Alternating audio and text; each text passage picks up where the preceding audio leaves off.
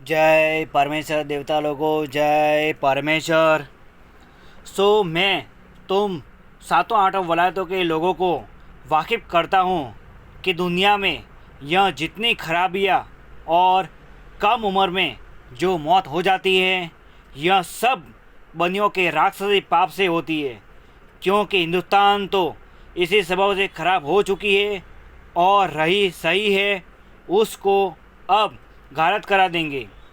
इससे मैं तुम लोगों को वाकिफ़ करता हूँ और कहता हूँ कि समझो और इनके लालच देने में मत आओ, बल्कि इन्हों के जाल दफ़े करने का बंदोबस्त दिल से करो, ताकि इन सदाग्रहण बच्चों के जाल से हमको और तुम सातों आठों वलायतों के लोगों को सुख प्राप्त हासिल होवे।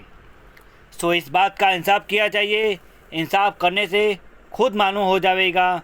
सात अनुपदास महाराज लिखी किताब जगदित कहानी 274 पेज पढ़ करके बंदोबस्त करो। जब तुमको और तुम्हारी औलाद को अच्छी तरह से आराम मिलेगा। वो किताब मुफीदा मौसुम ब जगदित कारनी अज तसनीफ सात अनुपदास मोहतवतम मुलक मारवाड़। यह जगदित कारनी जिसको श्री अनुपदास प्रिंटिंग प्रेस छावनी अरमपुरा में छाप के प्रसिद्ध किया। तारीख 17 अप्रैल सन 1909 जा बैसाख बुद्धि 12 सम्मत 1965। Page number 50।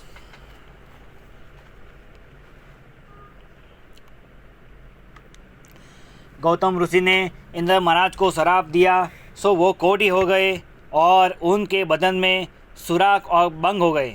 और कहते हैं कि गौतम ऋषि ने चंद्रमा को शराप दिया और उनकी धोती के छांटों से चंद्रमा में काले दाग पड़ गए। और रामचंद्र जी के जूते झाड़ने से पत्थर से फिर औरत हो गई। और गंगा जी गौतम ऋषि जी को मुंह से बोले कि तुम अपने घर वापस चले जाओ।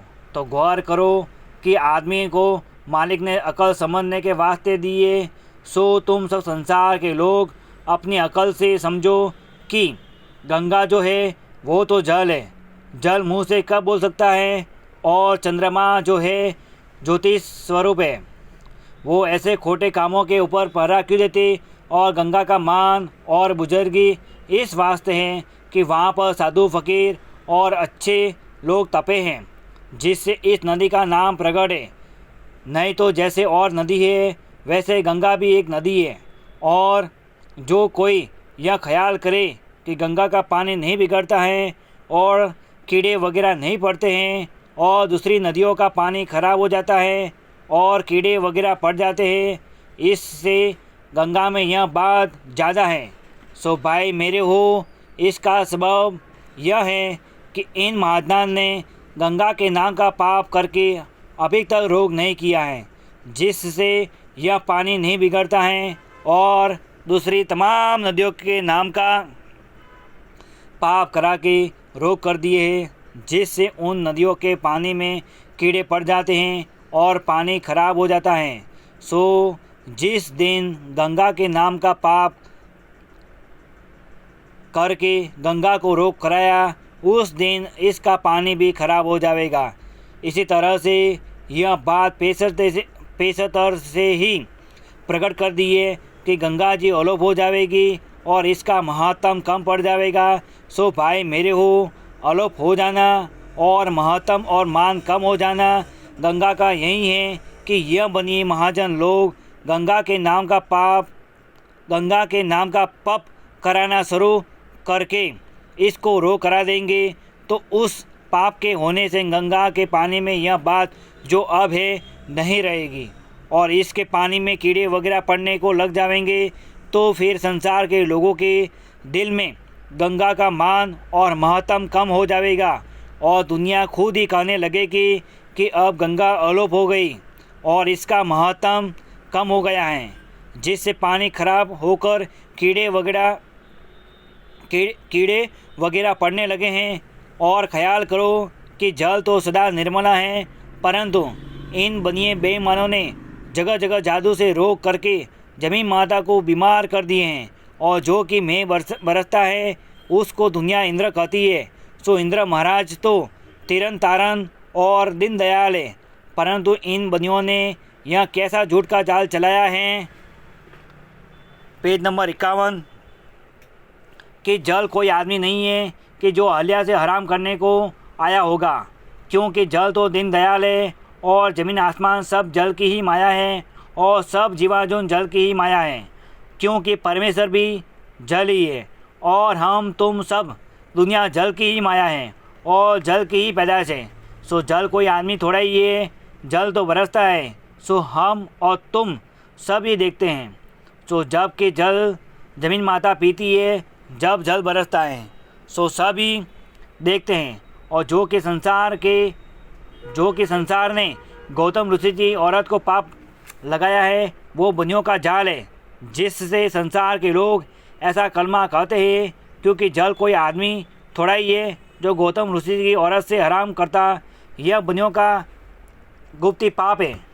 सो सब तुम हिंदू, मुसलमान और अंग्रेज समझो और ख्याल करो कि पहले रावण ने राक्षसी पाप चला करके राक्षसी वेद और राक्षसी वेद के किताबें और टिप्पणा वगैरह संसार के भुलाने के वास्ते चला दिए थे। उसी तरह से इन बनियों ने चला दिए हैं। और जो कि दुनिया भूली हुई है, सो इसी तरह से तो नहीं भूली हुई है, परंतु 84 लाख कुंडों के ऊपर नारकी बनाई है, वहाँ पर पाप कराते हैं। जब दुनिया की बुद्धि भ्रष्ट हो जाती है और दुनिया यह जो कहती है कि चंद्रमा गौतम ऋषि जी के घर इंद्र महाराज के पहरे पर खड़ा हुआ, सो यह बात खिलाफ अकल के है, क्योंकि चंद्रमा बुरे काम के पहरे पर नहीं खड़ा हो सकता और सूरज चंद्रमा कोई आदमी थोड़ा ही है जो पहरे पे खड़े रहे, क्योंकि सूरज चंद्रमा तो मालिक ने जमीन माता के शरीर में जोत बनाई है। सो यह जमीन माता के शरीर में रोशनी है कि जिस तरह से आदमी के शरीर में रोशनी है, उसी तरह से जमीन माता के शरीर में सूरज चंद्रमा की रोशनी है। और संसार के लोग यह जो कहते हैं कि अहल्या अपने खाबिन की बदुआ से पत्थर की बनकर गंगा के तीर पर जा पड़ी थी और फिर पत्थर से औरत होकर आसमान पर चली गई थी। सो यह बातें बिल्कुल झूठ है और ख्याल करने के लायक है कि औरत पत्थर नहीं बन सकती और न आसमान पर जा सकती है। यह तो बनियों ने दुनिया के भुलाने के वास्ते राक्षसी पाप चलाया है। और जो यह गौतम ऋषि और इंद्र महाराज वगैरह का हाल और भी अनेक तरह की झूठी बातें दुनिया में प्रकट की है। सो यह बातें तमाम तुलसी की तरह रामायण में कि जो तुलसीदास ने बनाई है और भागवत में लिखा हुआ है और अवतार चरित्र में भी लिखा हुआ है। सो तुम सब संसार के लोगों ने इन किताबों में यह बातें लिखी हुई देखी होगी। जय परमेश्वर। साधनोपदास महाराज लिखी किताब जगत हित कहानी 274 पेज पढ़ करके बंदोबस्त करो, जब तुमको और तुम्हारी औलाद को अच्छी तरह से आराम मिलेगा। जय परमेश्वर देता लोगों, जय परमेश्वर।